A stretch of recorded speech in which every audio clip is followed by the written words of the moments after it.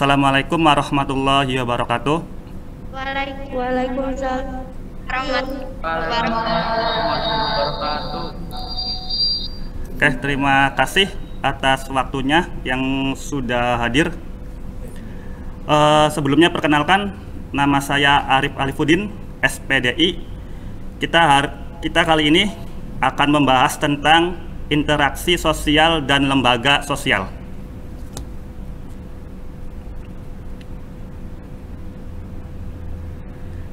Di sini kita ada presentasi poinnya ya, ada 5 poin yang akan kita bahas.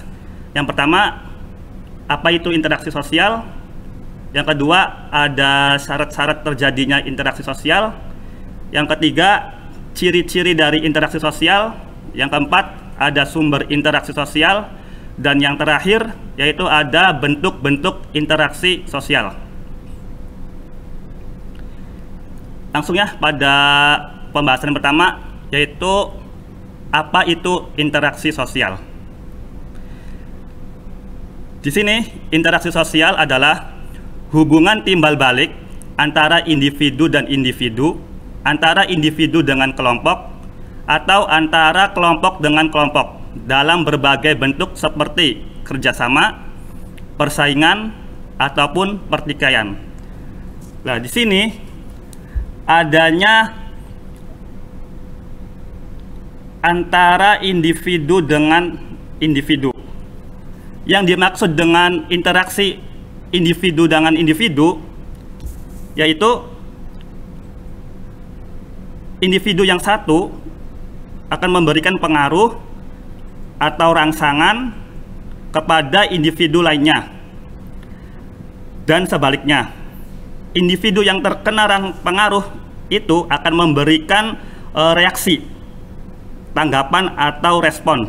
Contoh dari interaksi individu dengan individu, yaitu seorang pasien dengan dokter. Itu contoh dari interaksi individu dan individu. Yang kedua, ada individu dengan kelompok.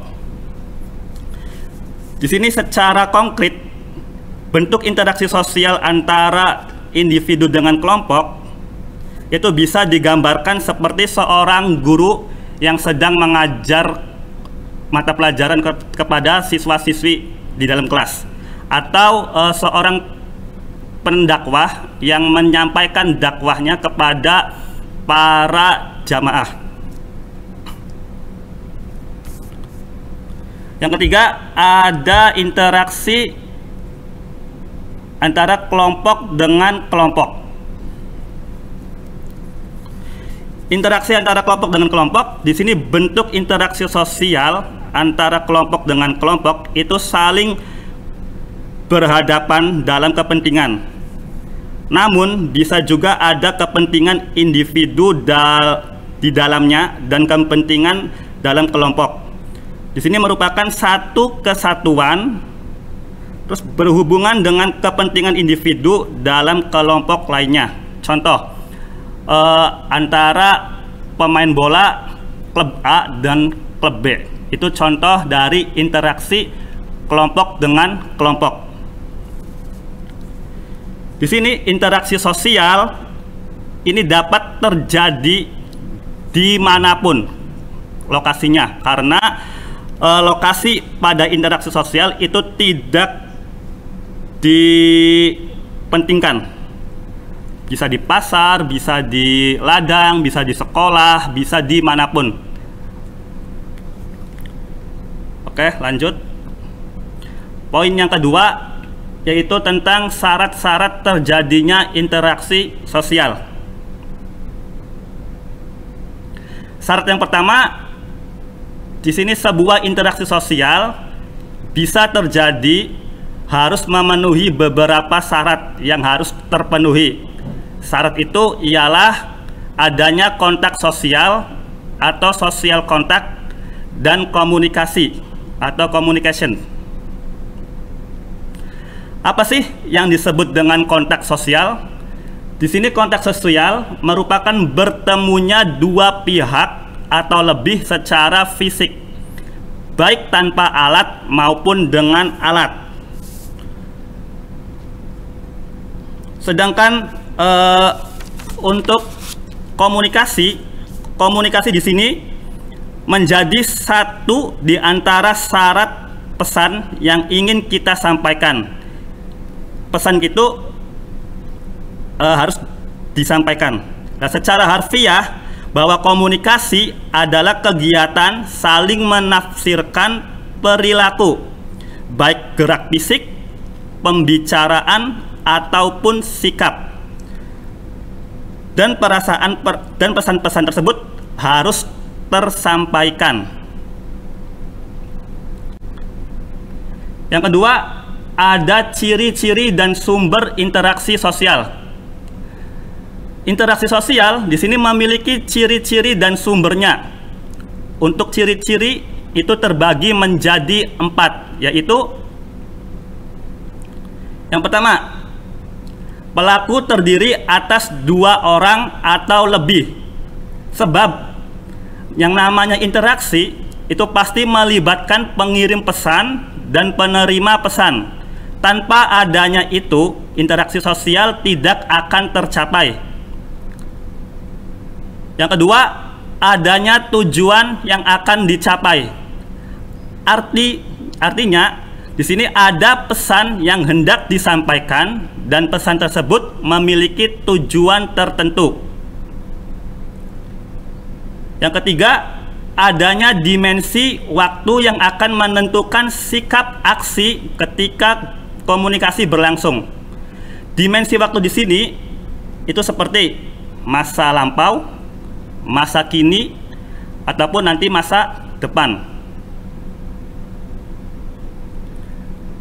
Dan ciri yang terakhir dari interaksi sosial, yaitu yang keempat, adanya pola khusus yang berarti adanya hubungan timbal balik antara pengirim pesan dan penerimanya.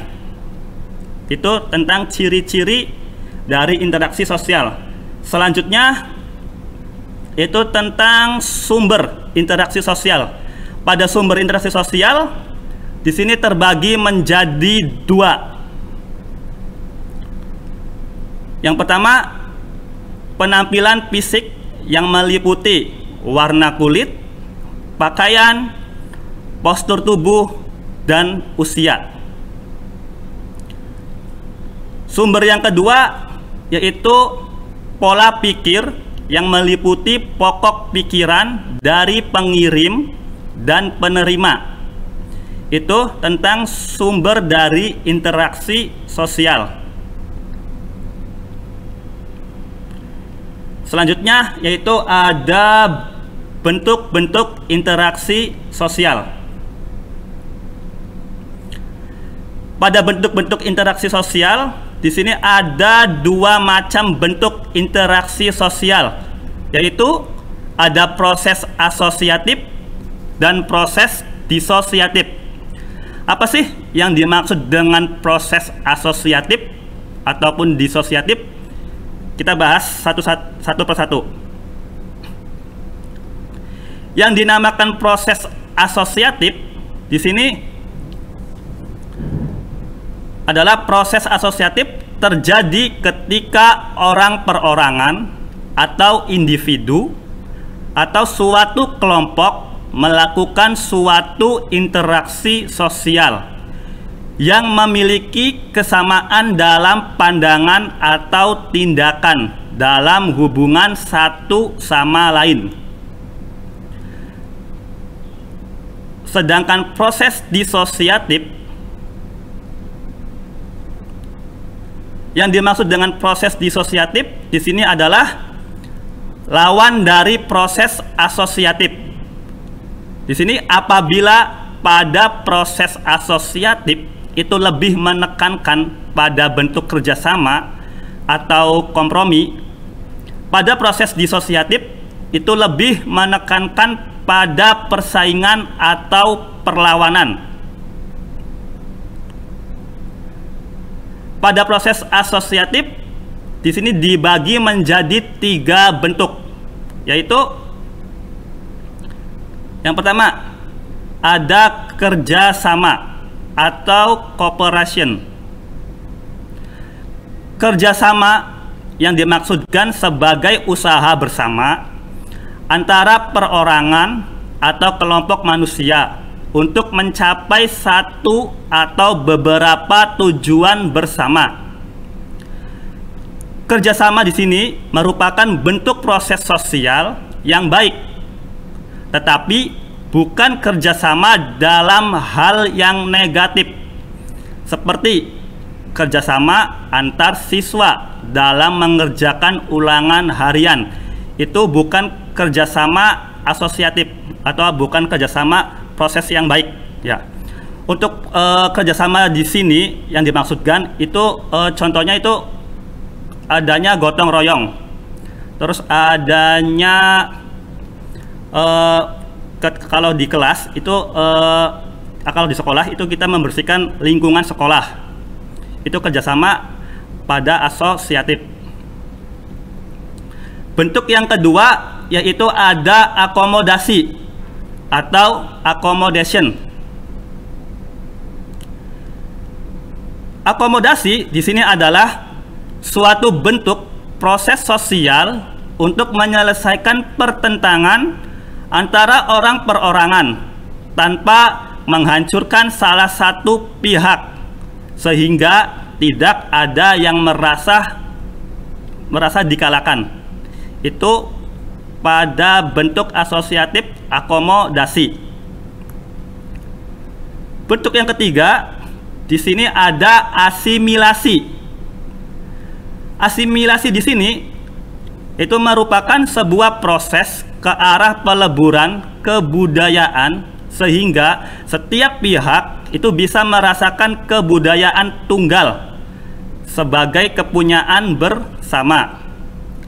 Contoh di sini orang Jawa, Sunda, Batak, Bugis, Irian, Dayak yang hidup bersama di kota Jakarta itu akan mengasimilasikan dirinya terhadap budaya metropolitan atau Jakarta, ya, dengan cara mengikuti pola kebiasaan dan pola pikir masyarakat Jakarta. Nah, ketika ada yang tidak mau mengasimilasikan dirinya menjadi satu kesatuan, itu akan diasingkan. Itu pada proses asosiatif. Ini adalah 3 bentuk proses asosiatif. Yang pertama ada kerjasama, kedua ada akomodasi, dan yang ketiga ada asimilasi. Selanjutnya ada proses disosiatif. Pada proses ini mempunyai 3 bentuk, yaitu yang pertama ada persaingan atau kompetisi. Persaingan merupakan proses sosial di mana individu atau kelompok itu berusaha mengalahkan pihak lain tanpa menggunakan ancaman-ancaman atau kekerasan. Nah, pada proses disosiatif persaingan di sini dibagi menjadi 2. Yang pertama ada persaingan bersifat pribadi. Apa sih persaingan bersifat pribadi itu? Persaingan bersifat pribadi di sini yaitu individu secara langsung bersaing merebutkan sesuatu. Contoh, beberapa orang yang melamar suatu pekerjaan itu otomatis akan bersaing untuk diterima di suatu pekerjaan tersebut. Atau pada sekolah, di kantin sekolah, di dalam kelas, kita atau di dalam kelas tersebut itu akan berlomba-lomba bersaing untuk mendapatkan juara kelas. Nah, itu yang disebut dengan persaingan bersifat pribadi. Yang kedua ada persaingan yang bersifat kelompok dengan kelompok lain. Misalnya di sini ada 2 perusahaan rokok yang bersaing dalam menjual hasil produksinya. Itu sifat dari persaingan pada proses disosiatif. Bentuk yang kedua yaitu ada kontravensi. Apa sih kontravensi yang dimaksud? Kontravensi di sini merupakan sikap netral yang tersembunyi terhadap orang lain atau unsur-unsur kebudayaan suatu golongan. Nah, sikap netral yang tersembunyi tersebut dapat berupa ada rasa curiga, ada tidak suka, atau kebencian. Kontravensi di sini itu berada di antara persaingan dan pertentangan.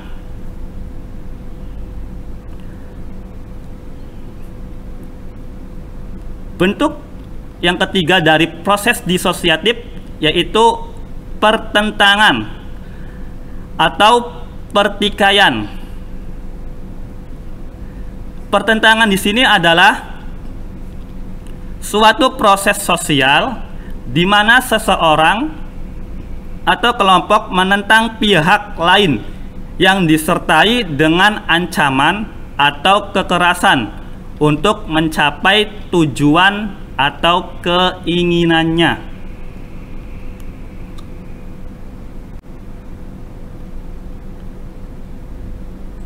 Oke, terima kasih. Sampai di sini kita pembahasan materi tentang interaksi sosial. Ada yang ditanyakan? Halo? Ada yang ditanyakan pada materi kali ini untuk interaksi sosial?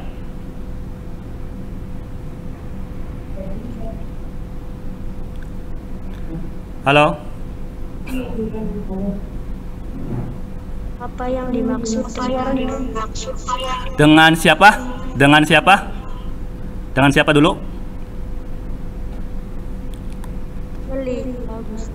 Meli Agustin. Dari kelas? Dari kelas apa, Meli?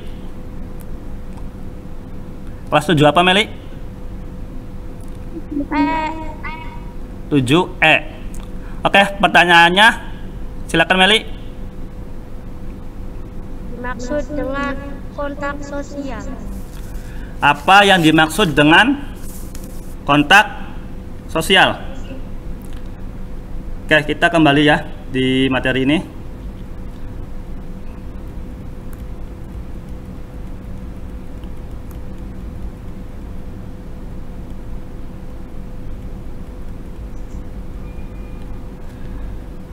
Oke, pada syarat-syarat terjadinya interaksi sosial itu ada yang disebut dengan kontak sosial. Kontak artinya, kontak sosial itu artinya sama-sama menyentuh. Ya, artinya itu sama-sama menyentuh. Pada kontak sosial di sini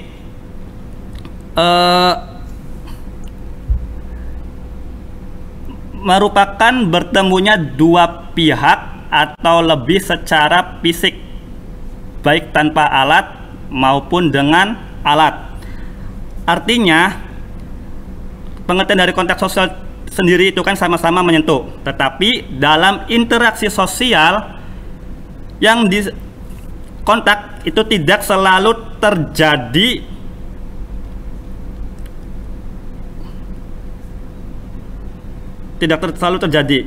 interaksi. Kontak di sini tidak selalu terjadi interaksi atau adanya hubungan fisik, ya, karena bisa berbicara melalui telepon, ponsel maupun surat. Itu yang disebut dengan kontak sosial. Kontak sosial di sini kan bisa secara fisik, baik tanpa alat maupun dengan alat. Jadi bisa menggunakan telepon, bisa menggunakan ponsel, bisa menggunakan surat. itu yang disebut dengan kontak sosial. Sudah jelas, Meli? Jelas, Pak. Terima kasih. Oke, ada lagi yang ditanyakan?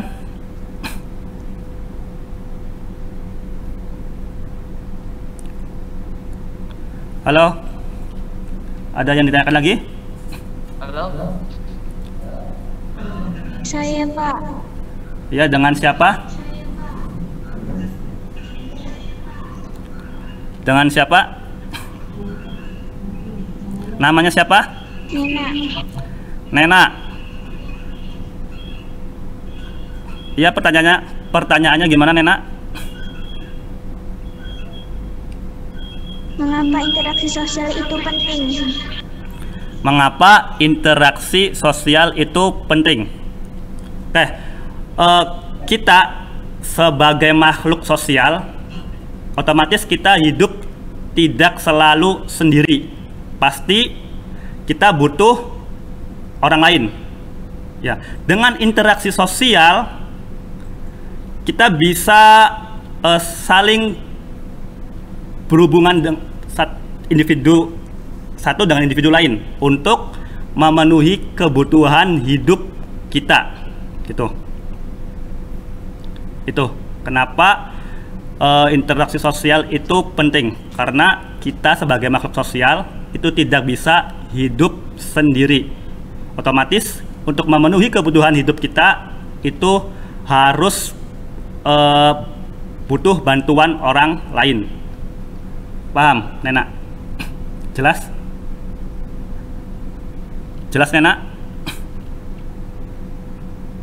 Halo, Nena? Sudah jelas?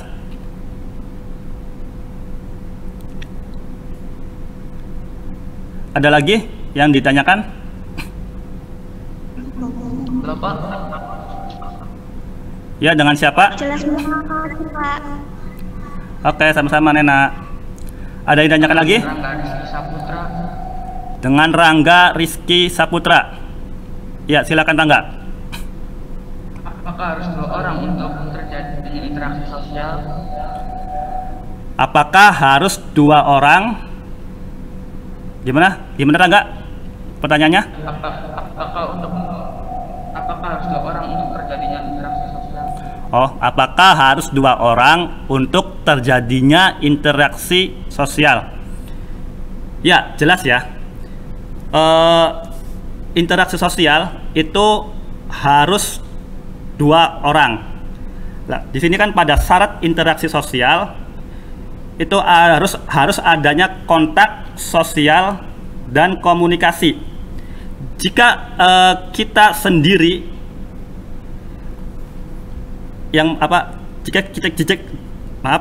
jika kita sendirian itu tidak akan disebut dengan interaksi sosial, karena pada syarat interaksi sosial itu harus adanya kontak sosial dan komunikasi. Itu, Rangga. Jelas, Rangga? Jelas. Ada lagi yang mau ditanyakan? Halo? Ada lagi yang ditanyakan?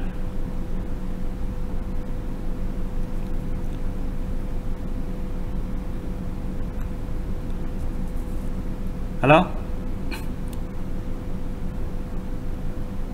Ada yang ditanyakan lagi? Atau sudah paham dengan materi daring kali ini?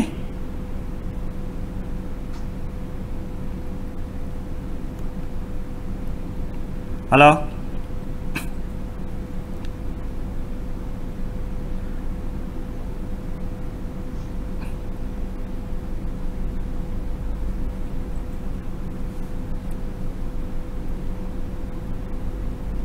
Halo? Sudah paham dengan materi kali ini? Sudah merasa jelas?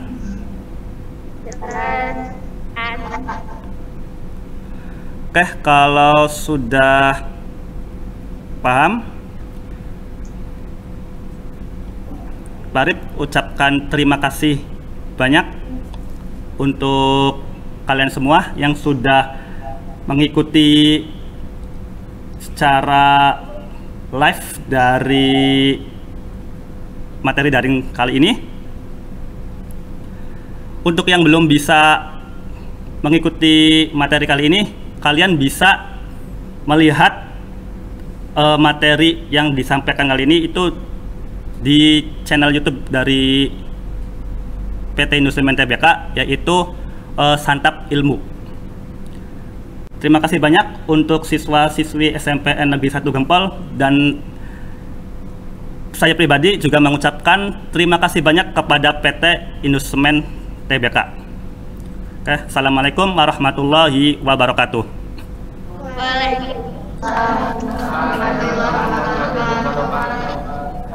Kita ada foto sesi bersama ya.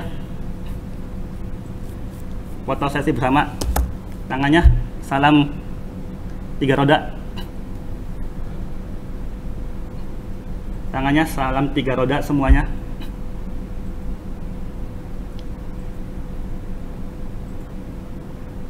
Salam 3 roda.